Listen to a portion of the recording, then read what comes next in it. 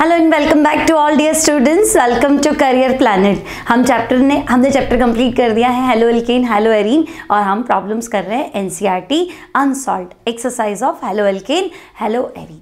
तो बच्चों हमने 10.3 तक 10.1, 10.2 और 10.3 कंप्लीट कर लिया है।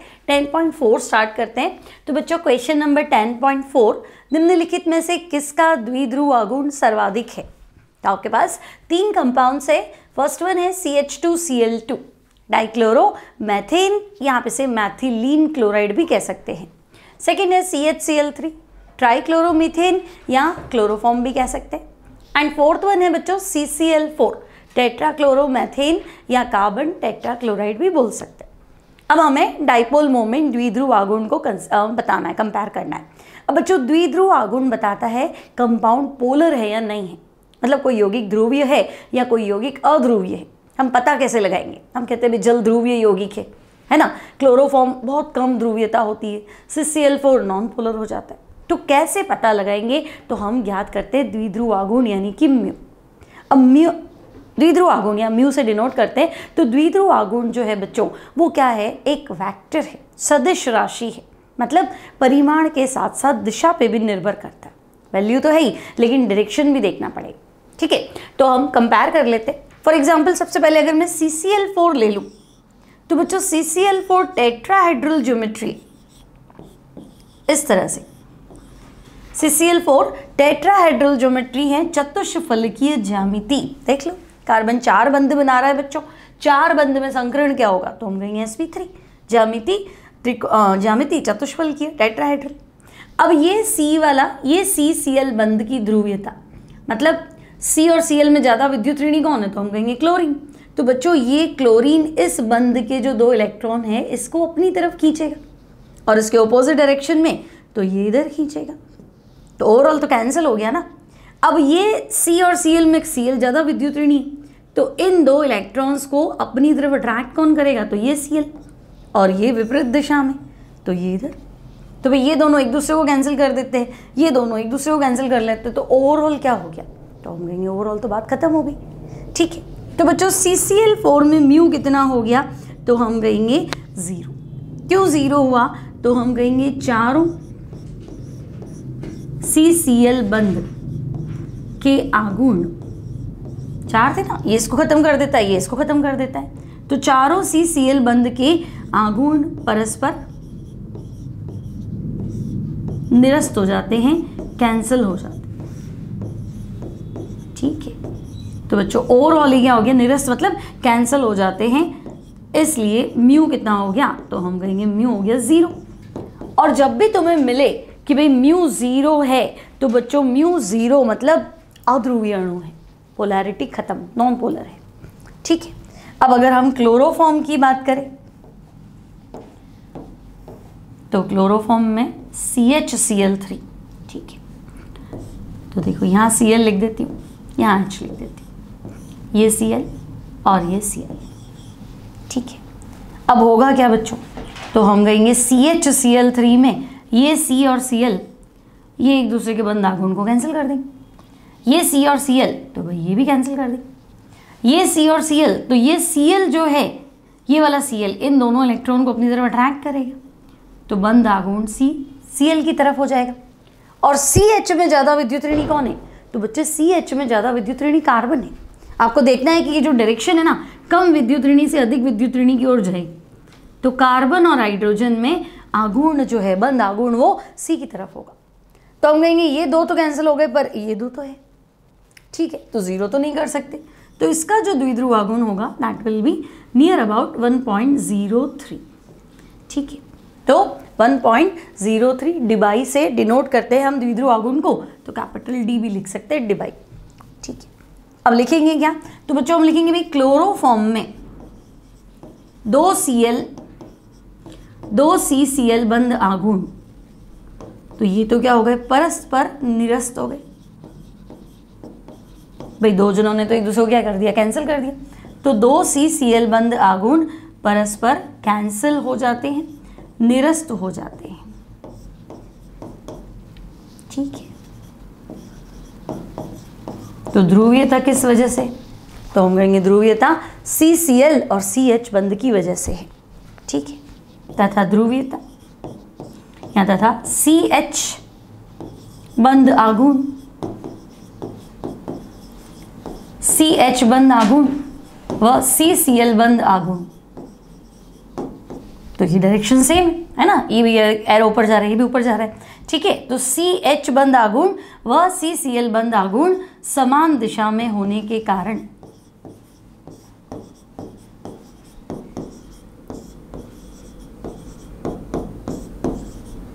ठीक है भाई, बंध आघूर्ण अगर समान दिशा में है तो फिर ध्रुवीयता तो होगी, तो होंगे, हम कहेंगे हाँ भाई बंध आघूर्ण क्या है, समान दिशा में तो है, और समान दिशा में है तो ध्रुवीयता जो है, ध्रुवीयता यानी कि म्यू बराबर 1.03 ध्रुवीयता का मान, ठीक है। द्विध्रुव आघूर्ण क्या है, ध्रुवीयता का मान ही है, 1.03 डिवाई होगा, ठीक है। तो पहला हमने देख लिया किसमें, तो हम कहेंगे CCl4 में। CCl4 में ओवरऑल आंसर कितना हो गया बच्चों, तो हम कहेंगे CCl4 में ओवरऑल आंसर हो गया 0। और CHCl3 एग्जाम्पल 2 क्या है, ये CHCl3।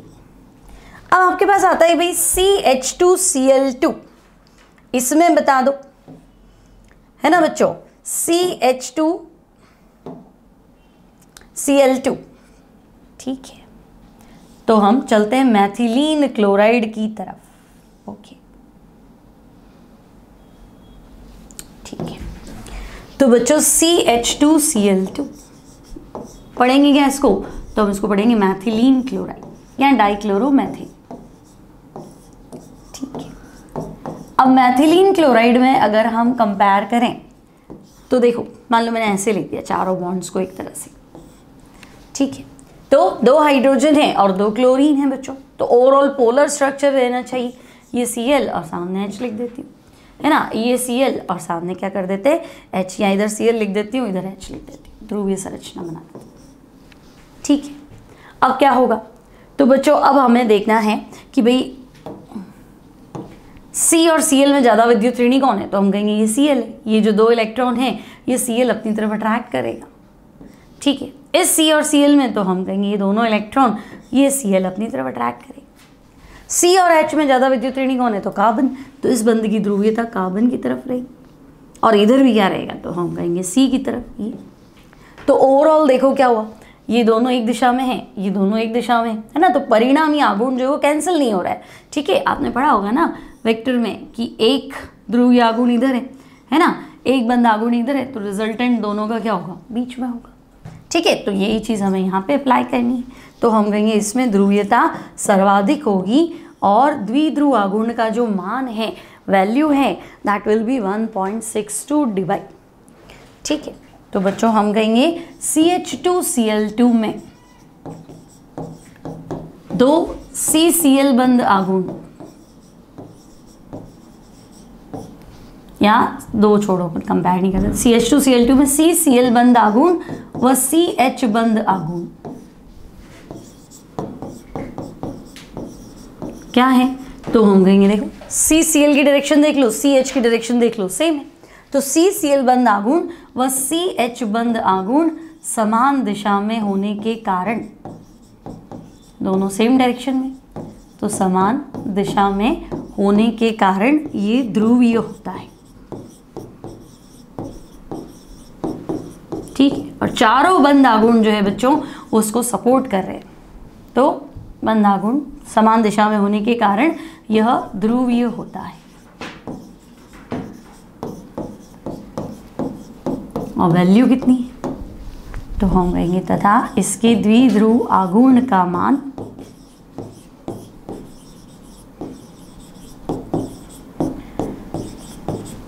इसके द्विध्रुव आघूर्ण का मान यानी कि म्यू का जो वैल्यू है वो है 1.62 डिवाई, ठीक है। तो ये हो गया आपका मैथिलीन क्लोराइड। कंपेयर कर लेंगे तो हम कहेंगे भाई लीस्ट किसका था, तो CCl4 लीस्ट था। इससे ज़्यादा ध्रुवीय कौन था, तो हम कहेंगे क्लोरोफॉर्म, तो ये तो 0 ही था, यहाँ पे 1.08 तो है लगभग। और सबसे ज़्यादा ध्रुवीय कौन था, तो हम कहेंगे CH2Cl2। तो चाहे आप द्विध्रुव आघूर्ण का क्रम बोले, ध्रुवीयता का क्रम बोले, ठीक है, order of dipole moment, order of polarity, तो द्विध्रुव आघूर्ण या ध्रुवीयता का क्रम। क्लियर? तो ये क्वेश्चन हो गया बच्चों हमारा 10.4। ठीक है, इसमें आपसे पूछा था कि ये 3 कंपाउंड है और इन तीनों में सर्वाधिक द्विध्रुव आघूर्ण, सर्वाधिक ध्रुवीयता, सर्वाधिक पोलर कौन है? तो हम कहेंगे पोलैरिटी जो है वो वेक्टर है, सदिश राशि है, द्विध्रुव आघूर्ण सदिश राशि है, हमें डायरेक्शन से आंसर देना पड़ेगा। तो ओवरऑल हम ज्योमेट्री देखेंगे, बंद आघूर्ण देखेंगे, 2 बंद आघूर्ण अगर समान दिशा में है तो उनको ऐड कर दो, विपरीत दिशा में तो उनको कैंसिल कर दो। अब हम करते हैं नेक्स्ट क्वेश्चन। तो बच्चों नेक्स्ट क्वेश्चन हमारे पास है, नेक्स्ट क्वेश्चन है एक हाइड्रोकार्बन, ठीक है, एक हाइड्रोकार्बन फॉर्मूला है हमारे पास C5H10, अंधेरे में क्लोरीन से क्रिया नहीं करता है परंतु सूर्य के प्रकाश में केवल मोनोक्लोरो यौगिक यानी कि C5H9Cl देता है, तो हाइड्रोकार्बन की संरचना है। ठीक है, बहुत सिंपल है। देखो C5H10 आपके पास जो कंपाउंड है बच्चों उसका फॉर्मूला क्या है? हाइड्रोकार्बन मतलब हाइड्रोजन और कार्बन के कॉम्बिनेशन से बना यौगिक, तो हम कहेंगे हाइड्रोकार्बन का फॉर्मूला है C5H10। ठीक है, अब बच्चों C5H10 जो है ये रिजेंबल कर रहा है, मिलता जुलता है किससे? तो हम कहेंगे CnH2n। ठीक है, अब बच्चों CnH2n यानी कार्बन जितने भी हैं हाइड्रोजन उसके दुगनी संख्या में, तो ऐसा फॉर्मूला जो पॉसिबल था, तो फर्स्ट ऑफ ऑल ये फॉर्मूला एल्कीन का हो सकता है। ठीक है, और सेकेंड ये फॉर्मूला किसका हो सकता है? तो हम कहेंगे एल्कीन, और एल्कीन नहीं तो साइक्लोएल्कीन। ठीक है, तो हम कहेंगे भाई अणुसूत्र C5H10 CnH2n से मिलता जुलता है या CnH2n को फॉलो करता है, तो ये या तो एल्कीन है या साइक्लोएल्कीन। अब एल्कीन है बच्चों तो 5 कार्बन वाली एल्कीन तो हम कहेंगे 1 पेंटीन भी हो सकती है, 2 पेंटीन भी हो सकती है।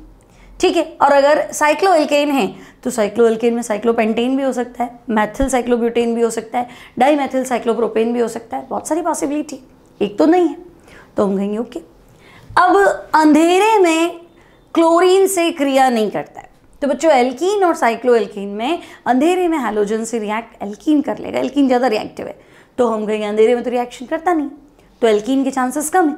और मान लो अगर नहीं भी पता हो हमें, तो हम देखते हैं कि भाई सूर्य के प्रकाश में केवल मोनोक्लोरो यौगिक C5H9Cl देता है, तो ध्यान से देखो C5H10 है।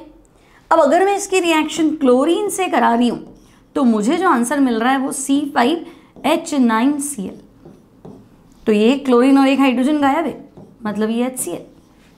तो बच्चों ये जो अभिक्रिया है ये तो प्रतिस्थापन अभिक्रिया है ना भाई, एक हाइड्रोजन को हटा के और हमने उसकी जगह हैलोजन लगा दिया, ऐसा कौन सी रिएक्शन में होता है? तो ऐसा तो सब्स्टिट्यूशन प्रतिस्थापन अभिक्रिया में होता है। तो हम कहेंगे भाई ये तो जो भी आपका हाइड्रोकार्बन है ये प्रतिस्थापन अभिक्रिया दर्शा रहा है। अब एल्कीन में प्रतिस्थापन नहीं होता है, एल्कीन में योगात्मक होता है। मान लो नहीं भी पता तो भाई आपको ये तो पता है ना C double bond Cl, sorry C double bond C double bond C। अगर मैं इसकी क्रिया क्लोरीन से कराऊं तो बच्चों एक Cl इधर जाएगा, एक Cl इधर जाएगा और डबल बॉन्ड सिंगल बॉन्ड में कन्वर्ट हो जाएगा, एक पाई टूटेगा 2 सिग्मा बनेंगे, तो डाई क्लोरो वाला कंपाउंड बनना चाहिए, आपका तो मोनोक्लोरो बन रहा है। फिर आपका तो एक Cl बाहर आ रहा है, प्रतिस्थापन हो रहा है, और इसमें तो ये योगात्मक है, एक इधर गया एक इधर गया, तो ये तो इलेक्ट्रॉन से ही प्रतिस्थापन इलेक्ट्रॉन से ही योगात्मक अभिक्रिया का उदाहरण है, और आपका आंसर जो है वो प्रतिस्थापन अभिक्रिया है। तो हम कहेंगे हाँ, मतलब एल्कीन के चांसेस तो नहीं है, अंधेरे में क्रिया भी नहीं कर रहा है, और दूसरा प्रतिस्थापन अभिक्रिया है, तो एल्कीन तो नहीं है, तो साइक्लोएल्कीन है। अब साइक्लोएल्कीन में भी ऐसा किसने कहा कि डायरेक्ट साइक्लोपेंटेन ही? ऐसा भी तो हो सकता था बच्चों मैथिल साइक्लोब्यूटेन, और ऐसा भी तो हो सकता था डाईमेथिल साइक्लोप्रोपेन या एथिल साइक्लोप्रोपेन, ऐसा भी पॉसिबल है। तो कहेंगे हाँ पॉसिबल तो कुछ भी, लेकिन ध्यान से देखो केवल मोनोक्लोरो यौगिक सिर्फ मोनोक्लोरो कंपाउंड बनाएगा, और केवल एक लिखना है बच्चों, इसमें केवल एक मोनोक्लोरो यौगिक देता है, मतलब एक बार HCl गया और आपका कंपाउंड बन गया। तो अगर मैं ये चीज़ लेती हूँ तो बच्चों HCl यहाँ से भी जा सकता है, हाइड्रोजन तो यहाँ से भी जा सकता है, Cl यहाँ पे भी आ सकता है। अगर ये लेती हूँ तो इधर भी Cl जा सकता था, इधर भी जा सकता था, इधर भी जा सकता है। और यहाँ लेते तो एक चॉइस ये है, एक चॉइस ये है, एक चॉइस ये। तो ये अगर मैं 3 स्ट्रक्चर ले लूँगी तो आंसर जो है वो एक से ज़्यादा होगा, केवल एक मोनोक्लोरो यौगिक नहीं होगा। सिर्फ मोनोक्लोरो कंपाउंड बने उसकी क्या गारंटी है ना भाई। हाइड्रोजन इधर भी आ सकता है, इधर भी आ सकता है ना। HCl तो यहाँ से H निकला, Cl इधर आ गया, या फिर यहाँ से H निकला और Cl इधर आ गया, चांस तो ज़्यादा है ना। सिर्फ एक कंपाउंड बने तो वो तो तभी पॉसिबल है जब सारे हाइड्रोजन क्या हैं, सेम है ना। सारे हाइड्रोजन क्या है, सेम है, इक्वल है। सबकी डिग्री क्या है बच्चों, तो हम कहेंगे सबकी डिग्री सेम है। ठीक है, आपकी बुक में यहाँ सूर्य के प्रकाश में केवल एक क्वेश्चन में है एक मोनोक्लोरो यौगिक देता, तो सिर्फ एक ही यौगिक बनने के चांस होंगे तो हम कहेंगे वो तो साइक्लोपेंटेन में। इसमें एक से ज़्यादा बनेंगे, उसमें भी एक से ज़्यादा बनेंगे, इधर एक से ज़्यादा बनेंगे। भाई हाइड्रोजन हटाने का ऑर्डर क्या है, तो मैं कहूँगी 3 डिग्री हाइड्रोजन सबसे पहले हटता है, फिर 2 डिग्री हाइड्रोजन हटेगा और फिर 1 डिग्री हाइड्रोजन का प्रतिस्थापन करेगा। तो आपको अगर अलग अलग डिग्री वाले हाइड्रोजन मिले, है ना, अलग अलग डिग्री के कार्बन होंगे तो अलग अलग डिग्री के हाइड्रोजन भी होंगे, तो कंपाउंड एक से ज़्यादा बन जाएंगे। लेकिन सारे देखो यहाँ पे सारे 2 डिग्री, साइक्लोपेंटेन में सारे कार्बन क्या है 2 डिग्री, तो कोई भी हाइड्रोजन हटाओ वो 2 डिग्री है, तो कंपाउंड एक ही बनेगा ना। अभी क्लियर। तो हम कहेंगे अच्छा अब आंसर जो है वो हमारा क्या रहना चाहिए, तो अब हमारा आंसर रहना चाहिए साइक्लोपेंटेन, है ना। तो आपको लिखना है चूंकि प्रतिस्थापन अभिक्रिया द्वारा C5H10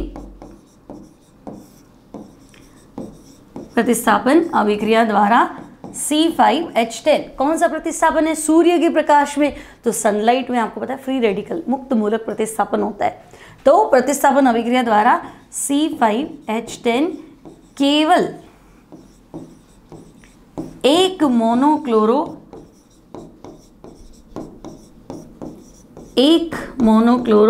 हाइड्रोकार्बन देता है,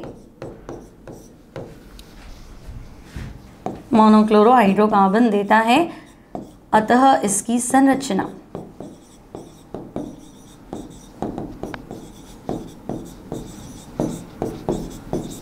है ना, पॉसिबल स्ट्रक्चर बताना है बच्चों, तो इसकी संरचना इस प्रकार है। तो हम कहेंगे इसकी संरचना हो गई साइक्लोपेंटेन। ठीक है, क्योंकि इसमें सारे हाइड्रोजन क्या है 2 डिग्री है, एक ही प्रकार का हाइड्रोजन है तो एक ही प्रकार का आंसर आएगा। ठीक है, तो इसकी संरचना इस प्रकार है, यानी कि साइक्लोपेंटेन। C5H10 जो है बच्चों दैट इज साइक्लोपेंटेन। क्लियर। तो ये हो गया आपका नेक्स्ट क्वेश्चन नंबर 10.5। ठीक है, तो ये आपका है 10.5। आगे बढ़ते हैं नेक्स्ट 10.6 C4H9Br सूत्र वाले यौगिक के सभी समावयवी लिखिए। तो बच्चों ऑलरेडी हम पढ़ भी चुके हैं, फिर भी C4H9Br।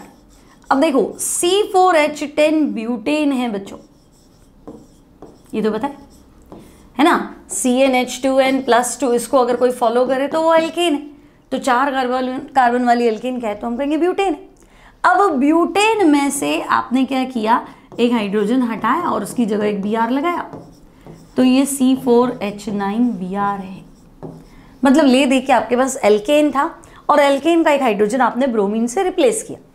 तो मैं कहूँगी भाई ब्यूटेन को लिखने के तो 2 तरीके हैं, है ना। ब्यूटेन को कैसे लिख सकते हैं, तो बच्चों ब्यूटेन को हम ऐसे लिख सकते हैं 4 कार्बन सीधे तो नॉर्मल ब्यूटेन, और 3 सीधे एक नीचे है ना, ये T बना लो 2-मेथिल प्रोपेन, इसको आइसोब्यूटेन बोलते हैं। अब बच्चों ब्यूटेन में मुझे H हटा के Br लगाना है, तो मान लो मैंने Br यहाँ लगाया तो ये तो 1 ब्रोमोब्यूटेन है। ठीक है, तो एक कंपाउंड तो हो गया हमारे पास 1 ब्रोमोब्यूटेन। हाइड्रोजन अपने आप लगा दोगे, है ना। ये कार्बन एक बॉन्ड बना रहा है, संयोजकता है 3 बची, तो 3 हाइड्रोजन, यहाँ 2, ये 2 और ये 2। ठीक है, तो 1 ब्रोमोब्यूटेन और दूसरा हो जाएगा बच्चों 2 ब्रोमोब्यूटेन। ठीक है, मैं आप Br 1 पे क्यों लगाओ, 2 पे भी लगा दो, तो हम कहेंगे हाँ पॉसिबल है। तो ये हो गया 2 ब्रोमो ब्यूटेन। अब 2 ब्रोमो ब्यूटेन थोड़ा ध्यान से देखना, कायरल कार्बन भी रखता है तो ऑप्टिकली एक्टिव है ना, मतलब इसमें एक फॉर्म डेक्स्ट्रो होगा, दूसरा फॉर्म लेवियो होगा। ठीक है, अब अगर मैं आइसोब्यूटेन की बात करूं बच्चों, तो आइसोब्यूटेन में एक तो मैं Br यहाँ लगा लेती हूँ, तो ये आइसोब्यूटिल ब्रोमाइड हो गया। और कहाँ लगा सकते हैं, तो हम कहेंगे एक तो आइसोब्यूटिल ब्रोमाइड है, ये कार्बन 1 डिग्री, ये भी 1 डिग्री, ये भी 1 डिग्री है, तो यहाँ तीनों में से कहीं लगा, आपको लगा आपने यहाँ क्यों लगाया, मैं यहाँ लगा दूँ, यहाँ लगा दूँ, सबका आंसर सेम है, आइसोब्यूटिल ब्रोमाइड या 1 ब्रोमो 2 मेथिल प्रोपेन। अब ये वाला कार्बन जो देखा है ना, इसको देखो ये 3 डिग्री है, तो मैं 3 डिग्री कार्बन पे भी Br लगा सकती हूँ, है ना, और टोटल कार्बन 4 है और जिसकी वैलेंसी खाली रखी है, जिसको Br से कनेक्ट किया है, वो 3 डिग्री है, यानी टर्शियरी ब्यूटिल या तृतीयक ब्यूटिल। तो भाई इसका नाम तो हो गया तृतीयक ब्यूटिल ब्रोमाइड। ठीक है, तो ये है टर्शियरी ब्यूटिल ब्रोमाइड, तृतीयक ब्यूटिल ब्रोमाइड। ये है आइसोब्यूटिल ब्रोमाइड। ठीक है भाई बच्चों, तो ये हो गया आइसोब्यूटिल ब्रोमाइड, हो गया टर्शियरी ब्यूटिल ब्रोमाइड। अच्छा, इसको मैंने 1 ब्रोमो ब्यूटेन लिखा है, कॉमन नाम लिखेंगे नॉर्मल ब्यूटिल ब्रोमाइड। ठीक है ना, 4 कार्बन सीधे है ना, तो नॉर्मल ब्यूटिल। ठीक है, और यहाँ देखो Br जिस कार्बन से कनेक्टेड है वो 2 डिग्री है ना, ये कार्बन कितने से जुड़ा हुआ है, तो 1 और 1 2 से, तो 2 डिग्री को हम लिखते हैं द्वितीयक, सेकेंडरी। तो बच्चों ये हो गया आपका द्वितीयक butyl bromide, secondary butyl bromide. तो टोटल कितने हो गए, हम कहेंगे 4 और ऑप्टिकली एक्टिव गिन लेंगे तो 5। ठीक है, तो ये आपका क्लियर, ये क्वेश्चन नंबर है 10.6। नेक्स्ट है 10.7, निम्नलिखित से 1 आयोडोब्यूटेन प्राप्त करने का समीकरण दीजिए। मतलब ले देखिए, आपको हेलो एल्केन बनाना है लेकिन आयोडो बनाना है, 1 आयोडोब्यूटेन। ठीक है, तो फर्स्ट है बच्चों आपके पास 1 ब्यूटेनॉल, तो ये ले लिया हमने 1 ब्यूटेनॉल। अब 1 ब्यूटेनॉल में मैं OH हटा के और क्या लगाना चाह रही हूँ, I, 1 आयोडोब्यूटेन। तो बच्चों आपने हेलो एल्केन की अभिक्रिया हैलोजन अम्ल से पढ़ी, HI, और आपको पता है डायरेक्ट HI नहीं लेके हम ऐसे भी ले सकते हैं KI और फॉस्फोरिक एसिड। अब होगा क्या, तो रिएक्शन तो आप खुद ही कंप्लीट कर लेंगे, ये वाटर एलिमिनेट हो जाएगा, है ना, और वाटर एलिमिनेट होते ही क्या हो गया, I लगा दो, तो ये 1 आयोडोब्यूटेन बन जाएगा। तो CH3 CH2 CH2 CH2I, so this is 1 iodobutane. ठीक है, सेकेंड भी आपको 1 आयोडोब्यूटेन बनाना है, लेकिन इस बार आपको 1 क्लोरोब्यूटेन से 1 आयोडोब्यूटेन बनाना है। तो पहले से क्लोरीन है हमारे पास और क्लोरीन हटा के हमें उसकी जगह I लगाना है। तो भाई मैं I कैसे लगाऊं, तो एक हेलोजन हटा के दूसरा हेलोजन, तो हेलोजन विनिमय पढ़ा था ना, हेलोजन एक्सचेंज, एक फिंकेलस्टीन और दूसरा स्वाट। तो अगर मैं यहाँ इसकी फिंकेलस्टीन अभिक्रिया करा दूं, याद करो NaI और एसीटोन ड्राई एसीटोन ले सकते हैं, तो होगा क्या, तो सिंपल ही है भाई, ये NaI बाहर निकाल दो और बाकी कनेक्ट कर दो, तो Cl हट के इसकी जगह क्या आ जाएगा, तो हम कहेंगे आयोडो। तो अगेन दिस इज 1 आयोडोब्यूटेन। अब आपके पास ब्यूट 1 इन है बच्चों, थर्ड जो है वो है ब्यूट 1 इन। ठीक है, 4 कार्बन और 1 नंबर पे डबल बॉन्ड, ठीक है ना, 1 2 3 4 कार्बन ब्यूट और 1 पे इन डबल बॉन्ड। अब मैं 1 ब्यूटीन से क्या करूं, 1 आयोडोब्यूटेन बनाऊं। तो मान लो भाई मैं डायरेक्ट तो इसकी अभिक्रिया नहीं करा सकती, मान लो मैंने इसकी अभिक्रिया, मान लो अगर मैं HI से भी कराऊं तो होगा क्या, 2 पे आएगा ना, HBr से भी कराऊं तो अपने मार्कोनिक लगाना है, तो Br वहाँ जाएगा जहाँ हाइड्रोजन कम है। तो बच्चे अगर मैं यहाँ लगाऊंगी तो 2 ब्रोमोब्यूटेन आएगा आंसर, और मुझे तो 1 आयोडोब्यूटेन चाहिए। तो हम क्या करते हैं, इसकी कराओ HBr से अभिक्रिया एंटी मार्कोनिको। तो एंटी मार्कोनिको के लिए एरो पे आपको दिया हुआ होगा परऑक्साइड या ऐसे एल्किल परऑक्साइड या डायरेक्ट परऑक्साइड। तो परऑक्साइड आते हैं हमारे दिमाग में क्लियर है कि भाई एंटी मार्कोनिको है, मतलब Br वहां तो नहीं जाएगा जहाँ हाइड्रोजन कम, Br इधर आएगा और H इधर आएगा। तो अब आपका जो आंसर है वो 1 ब्रोमोब्यूटेन हो गया। ठीक है, तो बच्चों ये आ गया हमारे पास 1 ब्रोमोब्यूटेन। अब 1 ब्रोमोब्यूटेन तो नहीं चाहिए था, हमें तो 1 आयोडोब्यूटेन चाहिए था। अब तुम्हें लगेगी ना भाई 1 ब्रोमो की जगह आप HI ले लेते, परऑक्साइड ले लेते तो 1 आयोडो हो जाता। लेकिन परऑक्साइड प्रभाव सिर्फ HBr पर ही लगता है। HBr ही मुक्त मूलक बनाएगा और किसी में टेंडेंसी नहीं है, HCl में, HF में, HI में नहीं। भाई आई डॉट तो बहुत बड़ा है, आई डॉट मिल गया आयोडीन गैस बना लेगा, तो फिर मुक्त मूलक अभिक्रिया होनी नहीं है, तो परऑक्साइड इफेक्ट लगना नहीं। तो परऑक्साइड प्रभाव तभी लगेगा जब परऑक्साइड की उपस्थिति में HBr लेोगे। तो मैं HBr लेूंगी तो फिर ये हैलोजन में Br आएगा। आपको I चाहिए, तो पिछली बार भी तो Cl था, आपको I चाहिए था तो आपने फिंकेल्स्टीन अभिक्रिया कराई थी, अभी भी करा दो। तो हम कहेंगे अब इसकी अभिक्रिया वापस हम NaI से करा लेते। तो NaI से कराओगे, NaI और ड्राई एसीटोन ले लो, यहाँ पे फिंकेल्स्टीन अभिक्रिया कर दो तो बच्चों NaBr निकल जाएगा और I लगा दो, तो ये हो जाएगा CH3 CH2 CH2 CH2I। तो ये हो जाएगा 1 आयोडोब्यूटेन। ठीक है, तो ये हो गई आपकी तीनों रिएक्शंस और क्वेश्चन नंबर कंप्लीट हुआ हमारा 10.7। ठीक, आगे बढ़ते हैं। नेक्स्ट है बच्चों उभय दंतुक नाभिक रागी। अच्छा, नाभिक रागी और नाभिक स्नेही एक ही है, एक उदाहरण की सहायता से समझाइए। तो बच्चों नाभिक स्नेही, नाभिक को स्नेह करने वाला मतलब खुद इलेक्ट्रॉन धनी होना चाहिए और जहाँ पे इलेक्ट्रॉन की कमी हो, है ना, नहीं नाभिक स्नेही, हाँ खुद इलेक्ट्रॉन धनी होना चाहिए, खुद क्या होना चाहिए, माइनस होना चाहिए और इलेक्ट्रॉन डेफिशिएंट एरिया पे अटैक करना चाहिए। नाभिक तो स्नेह करने वाला, तो नाभिक तो प्लस है ना, मतलब इलेक्ट्रॉन की कमी है या पॉजिटिव साइट है, वहाँ अटैक करे। तो उभय दंतुक से क्या समझे?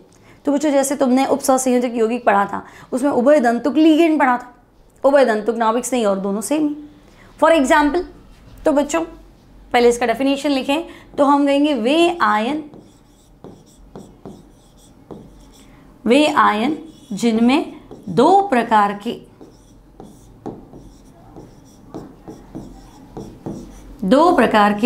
दाता परमाणु कह दो या नाभिक स्नेही परमाणु, दाता परमाणु या नाभिक स्नेही परमाणु या दो प्रकार की अटैकिंग साइट कह सकते हो। ठीक है, दाता परमाणु, नाभिक स्नेही परमाणु अथवा इलेक्ट्रॉन धनी परमाणु पाए जाते हैं। ठीक है भाई, तथा प्रकृति में ये नाभिक स्नेही होते हैं।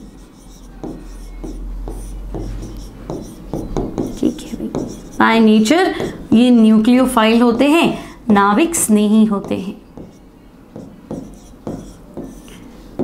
प्रकृति में ये नाभिक स्नेही होते हैं। ठीक है, एम्बिडेंट न्यूक्लियोफाइल उभय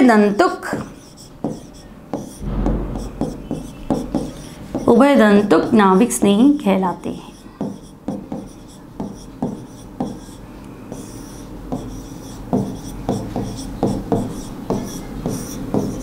ठीक है, उभय दंतुक नाभिक स्नेही कहलाते। उदाहरण तो भाई देखो, मान लो साइनाइड।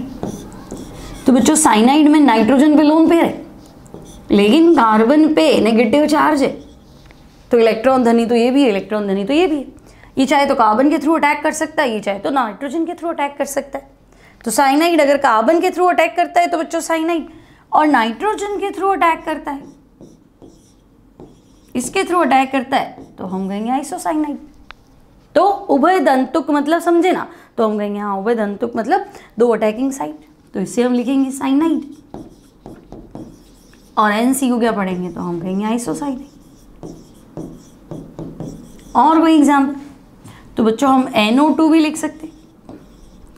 NO2 में नाइट्रोजन पर डबल बॉन्ड O है ना, तो हम कहेंगे NO2 नाइट्रोजन आपका क्या है, तो नाइट्रोजन अटैकिंग साइट है तो NO2। और आप चाहें इसे तो हम पढ़ेंगे नाइट्रो, और हम ONO भी लिख सकते हैं।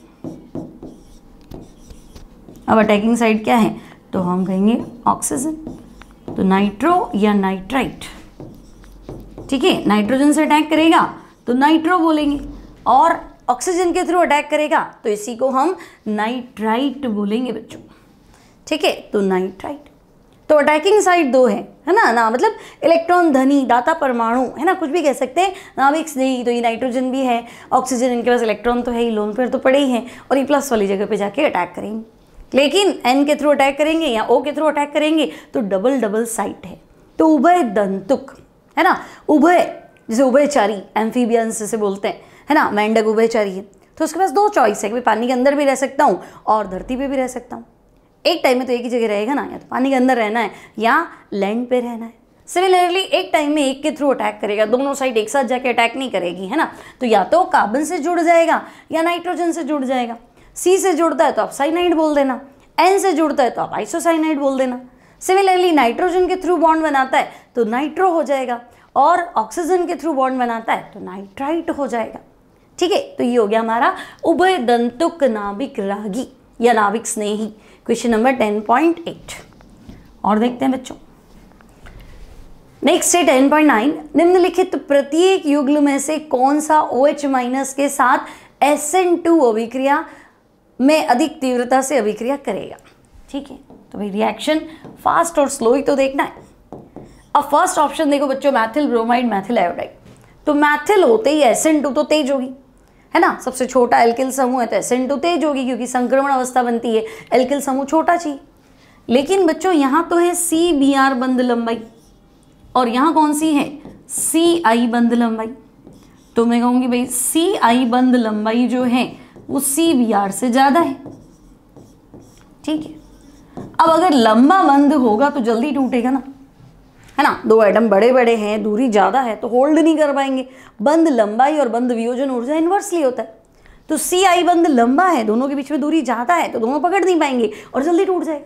और छोटा बॉन्ड होगा तो दोनों एटम होल्ड कर लेंगे, टूटेगा नहीं, है ना। तो हम कहेंगे बंध लंबाई का क्रम ये है, बंध वियोजन ऊर्जा का क्रम, जल्दी कौन सा बंध टूटेगा, बंध वियोजन ऊर्जा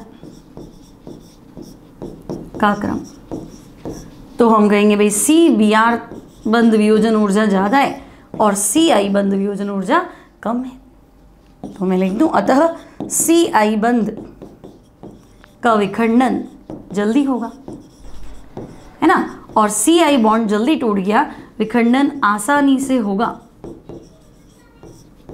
ठीक है। तो CI बॉन्ड अगर जल्दी टूट जाएगा तो रिएक्टिविटी क्या हो जाएगी बच्चों, आसानी से हो जाएगी, ठीक है। तो हम कहेंगे कि CI बंध विखंडन आसानी से होगा, अतः CI या मैथिल आयोडाइड अधिक क्रियाशील होगा, ठीक है। इन दोनों में ज़्यादा रिएक्टिव कौन है, तो हम कहेंगे मैथिल आयोडाइड ज़्यादा क्रियाशील होगा। अब उधर चलते, तो देखो एक तो तृतीयक ब्यूटिल, है ना, CH3 मतलब 3 मैथिल है, तीनों C पे है, तो हम कहेंगे भाई ये वाला एल्किल समूह है ना। और दूसरा कौन है, मैथिल क्लोराइड है, तो अब तो तुम देख के ही बता सकते हो कि मैथिल क्लोराइड, तो इसमें SN2 अभिक्रिया तीव्र होगी। क्यों तीव्र होगी, तो हम कहेंगे एल्किल समूह क्या है, छोटा है ना, एल्किल समूह छोटा है, त्रिविम विन्यासी बाधा कम होगी। SN2 में हम हमेशा एल्किल समूह के आकार से डिसाइड करते हैं। और ये तो मैं कहूँगी इसमें SN1 तेज होगी, अगर करानी है तो SN1 तीव्र होगी, ठीक है। तो हम कहेंगे SN2 क्रियाविधि त्रिविम बाधा से प्रभावित होती है। त्रिविम बाधा मतलब स्टेरिक फैक्टर, है ना, एल्किल समूह का आकार, भीड़ कितनी है, तो छोटा एल्किल समूह होगा, संक्रमण अवस्था आसानी से बन जाएगी, बड़े एल्किल समूह बनेगी नहीं, है ना। तो SN2 क्रियाविधि त्रिविम बाधा से प्रभावित होती है, ठीक है। अर्थात छोटे एल्किल समूह या छोटा एल्किल समूह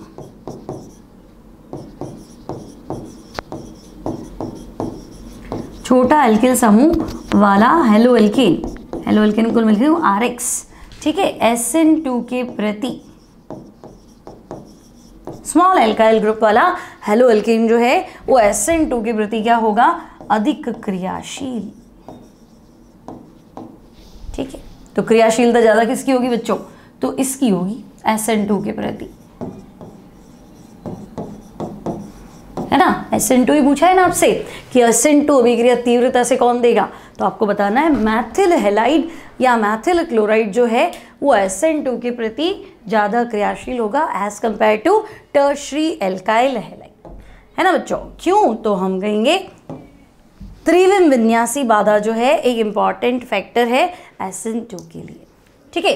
तो ये हमारा क्वेश्चन है, क्वेश्चन नंबर 10.9। मिलते हैं अगली क्लास में इनके आगे के क्वेश्चंस के साथ। Till then take care and good bye.